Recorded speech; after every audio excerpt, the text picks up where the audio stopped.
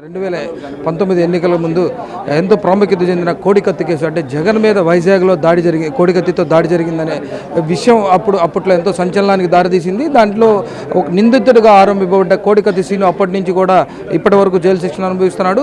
దానికి సంబంధించి ఎన్ఐఏ కోర్టులో విచారణ, అంటే సాక్ష్యం చెప్పడానికి కానీ దానికి సంబంధించిన కోర్టు ప్రొసీడింగ్స్కి జగన్ హాజరు కావట్లేదు. అందువల్లే తమ కుమారుడు విడుదల కావట్లేదని చెప్పి, అలానే జగన్ కోర్టుకు వచ్చి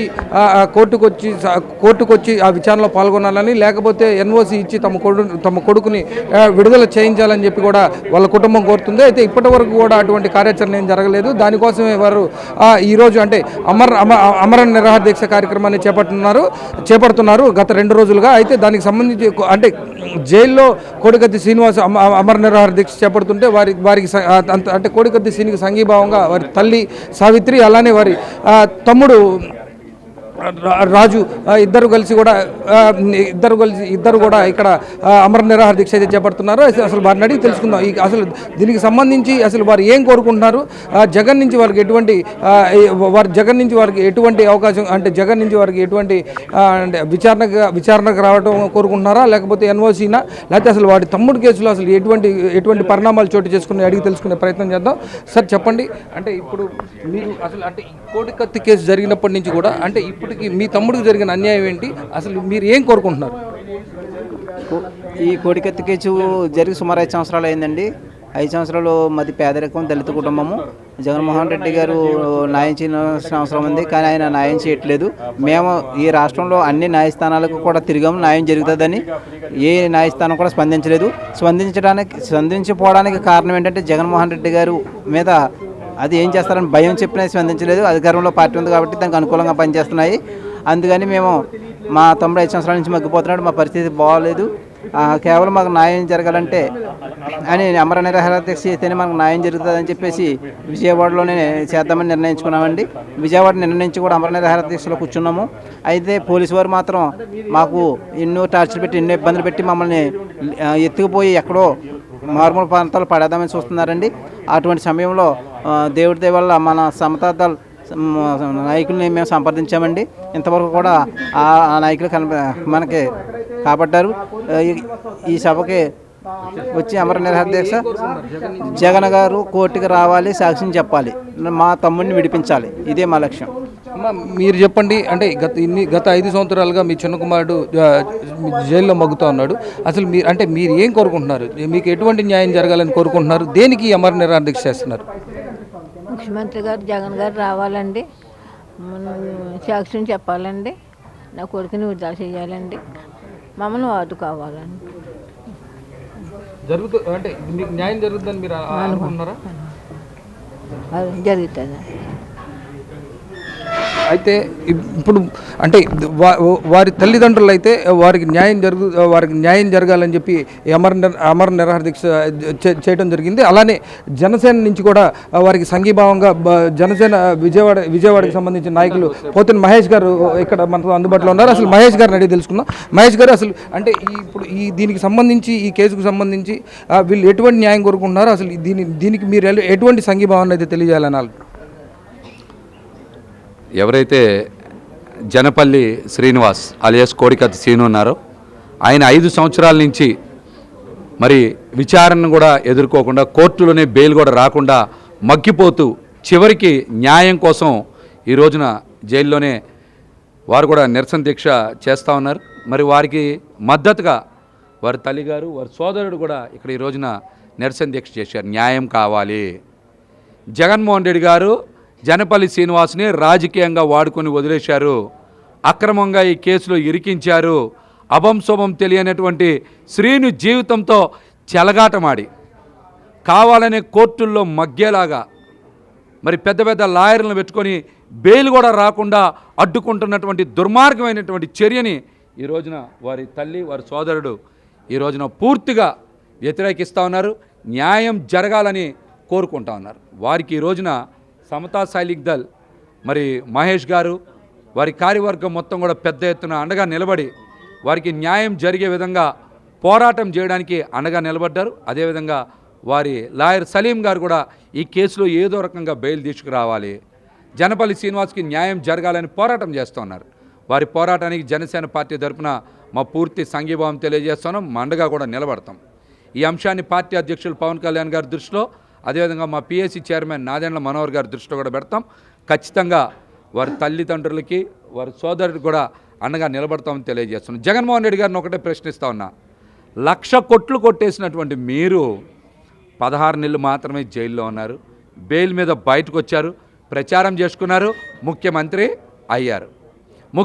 అయ్యారు. కానీ జనపల్లి శ్రీనివాస్ చేసిన తప్పేంటి? మీ రాజకీయ చదరంగంలో ఆయన అన్యాయంగా బలైపోయాడు. ఆయనకేమన్నా పైసా ప్రయోజనం ఉందా? ప్రజల దగ్గర సానుభూతి కొట్టేసి డ్రామా రక్తి కట్టించి సీనుని బలిపశువు చేసి అతని జీవితంతో చెలగాటమాడుతున్నటువంటి మీరు అతనికి స్వేచ్ఛను ప్రసాదించడానికి ఎందుకు భయపడతా ఉన్నారు? ఒక దళిత బిడ్డని మీరు అన్యాయంగా జైల్లో నిర్బంధిస్తే ఈ రోజున పెద్ద ఎత్తున ప్రజల నుంచి ఆందోళన మొదలైందని కూడా హెచ్చరిస్తా ఉన్నా. ఒకటి ఆలోచించండి సార్, అంటే ఈరోజు ప్రపంచంలో అత్యంత ఎత్తైన అంటే డాక్టర్ బిఆర్ అంబేద్కర్ విగ్రహం ఓపెనింగ్ అవుతా ఉంది. అలానే అంటే దళితులకి మేము ఎంతో మేలు చేస్తున్నాం, మేము దళితుల పక్షపాతాన్ని కూడా జగన్మోహన్ రెడ్డి చెప్పిన సందర్భాలు అయితే ఉన్నాయి. అంటే ఒక దళితుడికి జగన్మోహన్ రెడ్డి నుంచి అంటే ఇటువంటి అన్యాయం జరిగిందని మీరు పూర్తి స్థాయిలో భావిస్తున్నారా? అంటే రేపు న్యాయం జరిగిందని కూడా మీరు భావిస్తున్నారా? దళితుల్ని ఓటు బ్యాంక్గా వాడుకొని దళితుల్ని దగా చేసిన దుర్మార్గుడు జగన్మోహన్ రెడ్డి. ఎమ్మెల్సీ అనంతబాబు విషయంలో ఏం జరిగిందో చూశారు కదా. ఒక దళితుడిని చంపి డోర్ డెలివరీ చేస్తే ఆ దళిత కుటుంబానికి అండగా నిలబడకుండా అనంతబాబు లాంటి క్రిమినల్కి అండగా నిలబడ్డ వ్యక్తి జగన్మోహన్ రెడ్డి. అతన్ని దళిత ద్రోహి కాకుండా మరేమనాలి?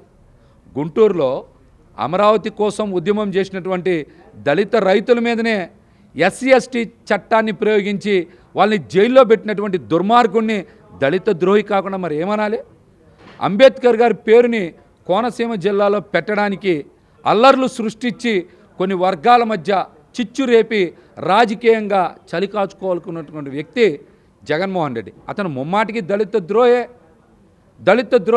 ఇంకా చాలా ఉదాహరణలు ఉన్నాయి. దళితుల పథకాలన్నీ కూడా రద్దు చేశారు కదా. అంబేద్కర్ విదేశీ విద్యా పథకానికి పేరు మార్చి జగనన్న విదేశీ విద్యా పథకం అని పేరు పెట్టుకున్నారు కదా. సబ్సిడీ రుణాలు రద్దు చేసావు కదా. దీంతోపాటుగా 200 యూనిట్ల ఉచిత విద్యుత్ పథకాన్ని కూడా రద్దు చేసావు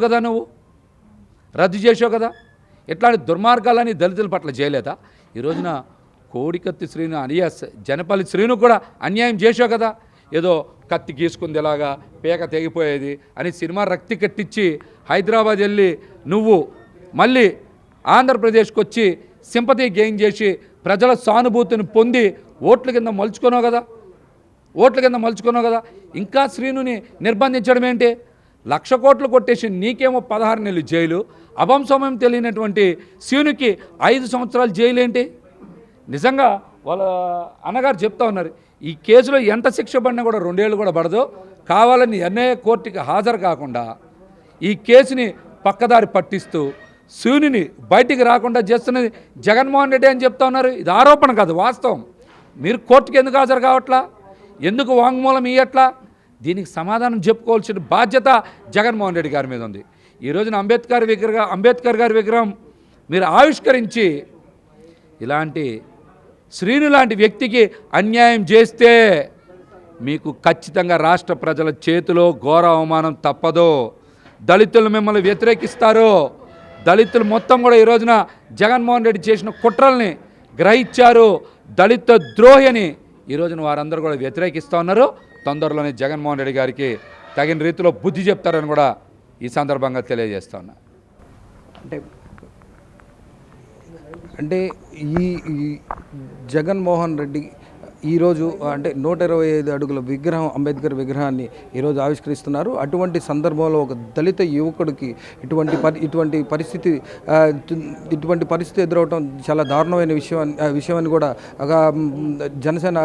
జనసేన విజయవాడ ప్రతినిధి పోతిన మహేష్ చెప్తా ఉన్నారు. అలానే ఇదంతా కూడా ఒక రాజకీయ క్రీడగా ఒక రాజకీయ క్రీడ.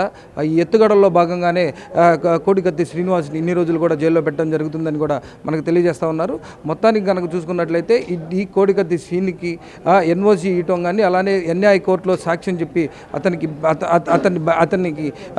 అతని హక్కులను అంటే అతను ప్రజా జనజీవన స్రవంతిలో అతని జీవితాన్ని అతని లైఫ్ లీడ్ చేసే విధంగా కూడా జగన్మోహన్ రెడ్డి చర్యలు తీసుకోవాలని కూడా కోరుతున్నారు. విజయవాడ నుంచి న్యూస్ 18 కోసం రఘు.